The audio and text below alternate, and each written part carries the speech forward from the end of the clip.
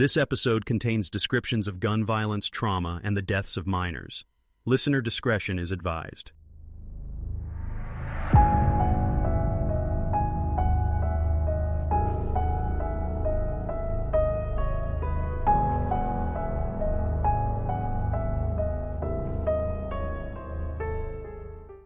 You're listening to Northern Dark, True Canadian Crime, a documentary podcast exploring the cases that have scarred communities across Canada. In this episode, a summer night in Toronto, families enjoying ice cream, couples strolling the street, restaurants packed with laughter.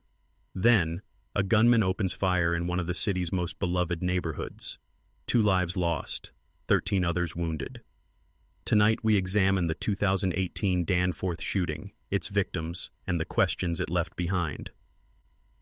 The Danforth, also known as Greektown, sits in Toronto's East End. A cultural anchor of the city, it's filled with Mediterranean restaurants, bakeries, and independent shops. Each summer, the neighborhood hosts the Taste of the Danforth Festival, attracting over 1 million visitors. It's a place associated with family, food, music, and community. On July 22, 2018, a warm Sunday night, Danforth Avenue was full of life. Families were finishing dinner, children were playing nearby, couples lingered over dessert. It was the kind of evening where nothing felt out of place, until everything did.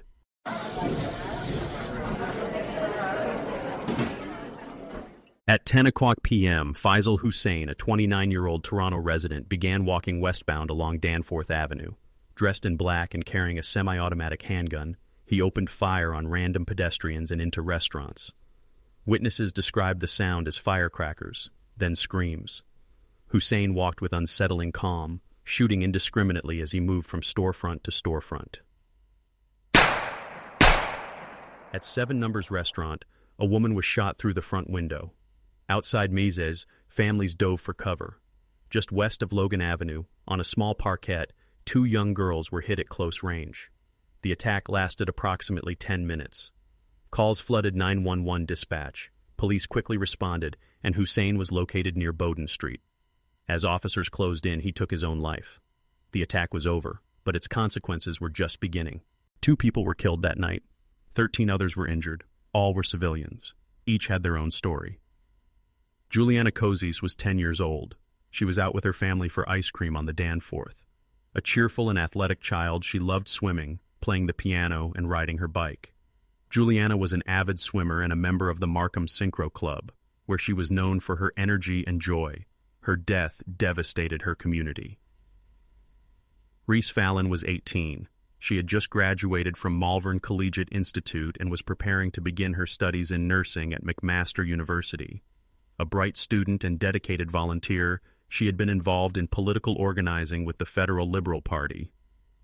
She was sitting with friends near the parkette when she was shot. Her friend Samantha Price, who survived the shooting, would later speak publicly about that night. She described the moments before the attack as peaceful, normal. Then came the noise, confusion, pain. A lifetime changed in seconds. The other victims ranged widely in age. Some suffered permanent injuries. Many experienced long-term psychological trauma. Every survivor carried with them the memory of that night and the burden of being part of one of Canada's worst mass shootings.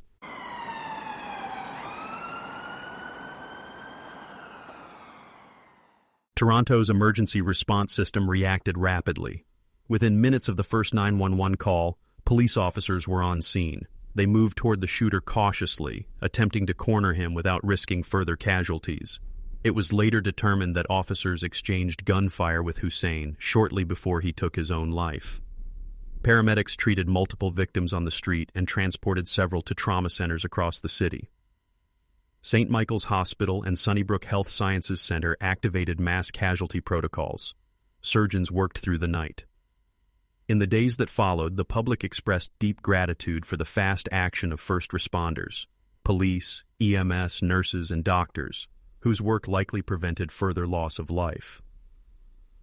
In the aftermath, attention turned to the man responsible for the attack, Faisal Hussein.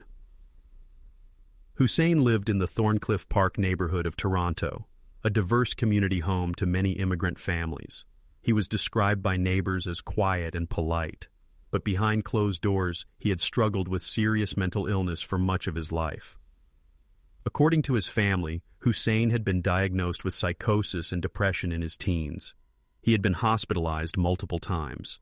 They had sought treatment for him and worked with medical professionals, but his condition had not improved. After the shooting, police found a USB drive in his possession containing extremist content, including Islamic State propaganda. However, federal investigators concluded there was no clear evidence the attack was ideologically driven. His motives remained complex and ultimately unresolved. The handgun used in the shooting was traced to a burglary in Saskatchewan in 2016. It had since made its way to Toronto through illegal means. The origin of the weapon sparked new concerns about gun trafficking within Canada. The Danforth shooting shocked the nation. Canadians were not used to this kind of mass public violence. Toronto, often seen as one of the safest major cities in North America, was suddenly grappling with trauma on a new scale. Prime Minister Justin Trudeau offered condolences and support.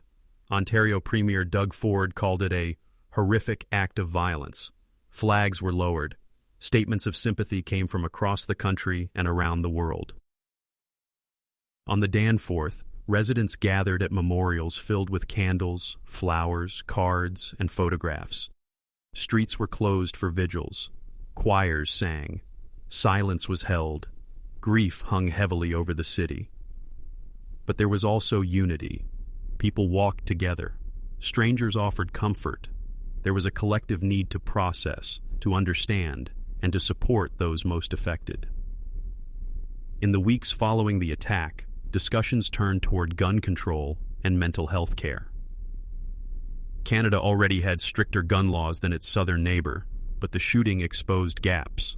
The weapon Hussein used was illegal, stolen years earlier, but still made it into his hands. In response, the federal government introduced Bill C-71, which included expanded background checks for firearm buyers, stricter record-keeping by gun retailers, and improved access for police to trace firearms. Critics argued the bill didn't go far enough. Others called for a national handgun ban. Toronto City Council passed a motion requesting the federal government ban handgun ownership within the city.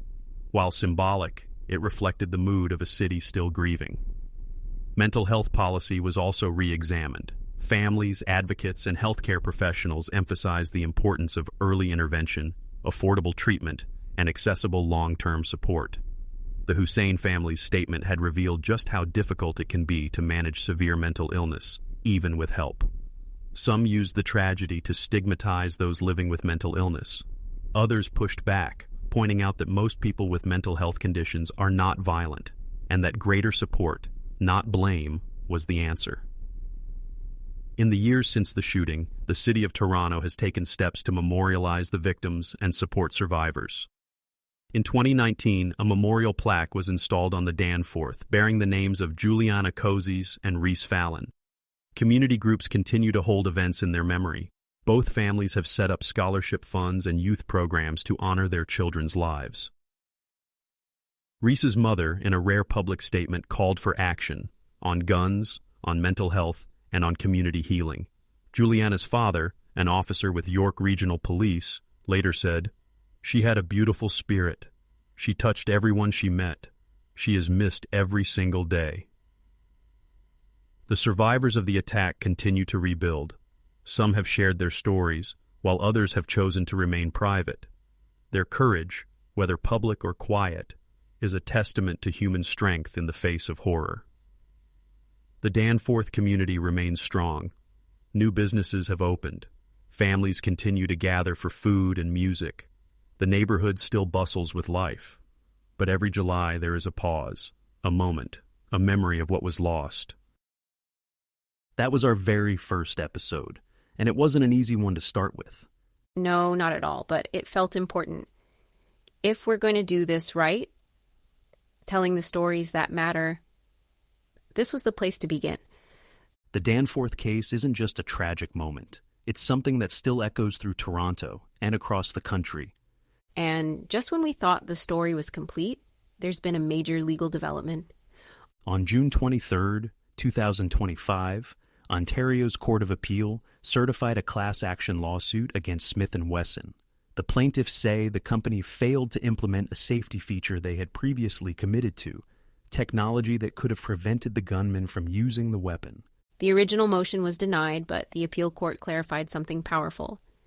The plaintiffs were not required to demonstrate that their negligence claim would ultimately be successful, only that there's some basis in the evidence. And as one survivor put it, it would be terrible if nothing changed. That says so much. This isn't just about blame. It's about preventing more families from going through what these ones did. One survivor said, "All the memories of that night are still alive for me. It's still hard." Another parent shared, "People think it's been 5 years and you're healing or feeling better, but it will always be there." And out of that pain, something truly meaningful has taken shape. Juliana Kozis was only 10 years old. Her family started the Just Do Kindness Foundation in her memory. It promotes compassion through school and community programs. Anne Reese Fallon, she was 18 and planning to study nursing. Her family and McMaster University created a scholarship that's now helping other young women follow similar dreams. One parent said, "The loss and strain of it, we all try to live with and go forward as best we can." And they're doing just that. They've launched foundations, changed laws, and helped reshape the way we think about gun violence. The Danforth Families for Safe Communities have also helped push forward legislation like Bill C-21 and created Canada's National Day Against Gun Violence. And they're not done.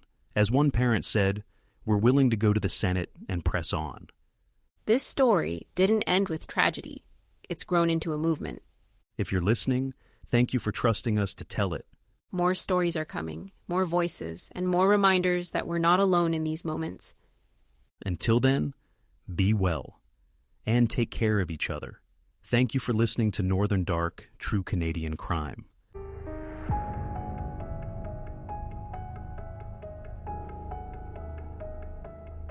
You've been listening to Northern Dark, True Canadian Crime. Tonight's episode explored the Danforth shooting, an act of violence that forever changed the lives of 2 families, 13 survivors, and an entire city. If this episode brought up difficult feelings or memories, please know you are not alone. A list of mental health support resources is included in the show notes. To honor the victims, we encourage you to learn more about their lives and the foundations established in their names. Join us next time as we examine another case from Canada's darker history. Until then, thank you for listening, and take care of yourself.